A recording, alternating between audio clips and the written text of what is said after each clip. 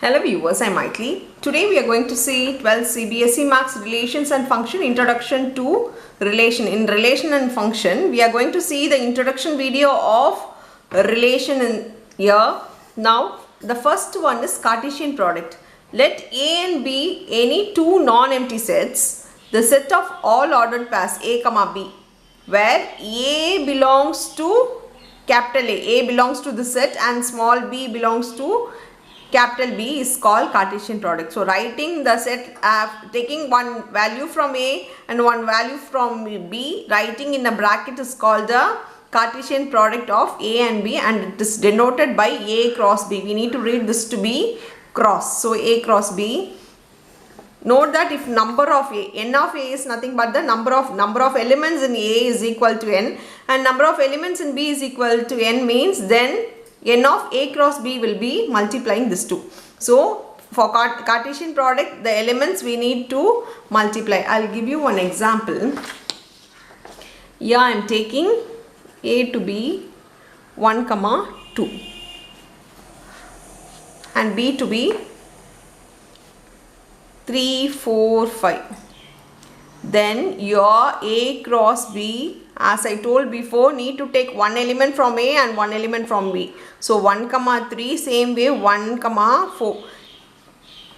Always remember that the first element will be from A and the second element will be from B. We can't write 3, 1 because the first element should be your A, your second element should be your B. Same way 1, 5, here 2, 3, 2, 4 and 2, 5. They have asked for n of A cross B. If they ask for n of A cross B, as I told before, here n of A is equal to 2 and n of B equal to 3. Now A cross B will be multiplying m into n. If this is m and this is n, then multiplying this 2, we get 6. Here let me count whether A cross B, we have 6 elements, 1, 2, 3, 4, 5, 6 elements. So this is the what it is given in the note, that n of A of m, n of B of n is equal to n of A cross B will be multiplying this 2, multiplying the number of elements from A and B. This is called the Cartesian product.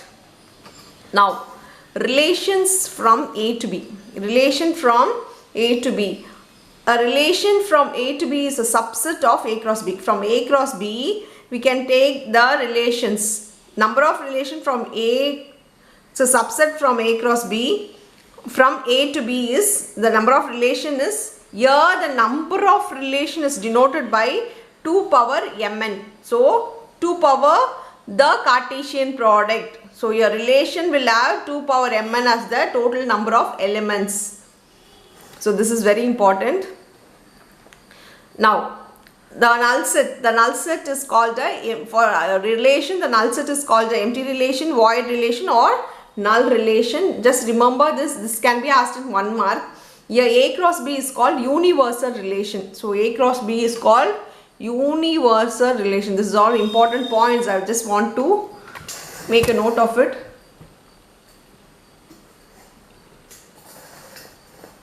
Now Cartesian product defined on set A. Cartesian product defined on set A is the Cartesian product A cross A is called the Cartesian product defined on set A.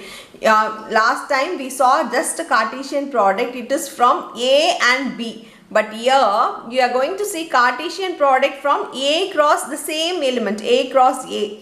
It's called the Cartesian product defined on A. If n of A equal to n, then n of A cross A equal to n square. That is, already we saw n of A equal to m, n of B equal to n, then n of A cross B will be m into n. Here we have only one element. So if n of A equal to m, then we need to multiply 2 elements. Here we have only n of A cross A. So multiplying m itself, m into m. Here m into n. Here we have only m. So m into m is nothing but m square. In this case we have taken n. So n into n will become n square. So Cartesian product is just multiplying the number of element in the two sets.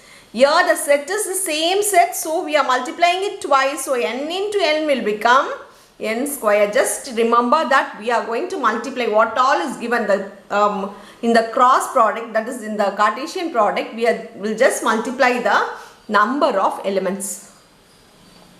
Yeah, relation defined on A. Relation defined on A, we know that it is 2 power mn, 2 power the Cartesian product. In this place, the power here is n square, 2 power mn. Here we have 2 power m square, means it will become 2 power m square. If it is 2 power n, if n square is your Cartesian product, then 2 power n square will be your relation. So relation is just the 2 power of the Cartesian product. So relation, it is a subset of A cross A, what we have learned before. Now number of relation defined on set A is 2 power n square elements, A related to B, and it's denoted, if A is denoted related to B, we will write this to be ARB. Here R is a capital, it is called the relation. A related to B is written as ARB. And we can also write this to be A and B belongs to the relation. So A comma B belongs to relation. You can write in any way. The relation we can write in this or this way. Now we'll move on to the types of relation. There are 4 types of relation. The first one we are going to see reflexive. Reflexive is the relation R defined on a set A is reflexive if every element is related to itself. Every element is related to itself. So here they have given one example that A comma A belongs to R. If A comma A belongs to R means the 2 elements should be same. If I take 1 here, then here also will get 1. If B here, then B. If 7 here, then 7. -5, 4, 3, 4, 4, 3, 3. So what all the element is given in the first one will be the same on the second one. So for the relation, it will have the same element. So same element in the bracket. It is related to itself. Reflexive is, it is related to itself. Now we'll move on to the next one. Next one is symmetric.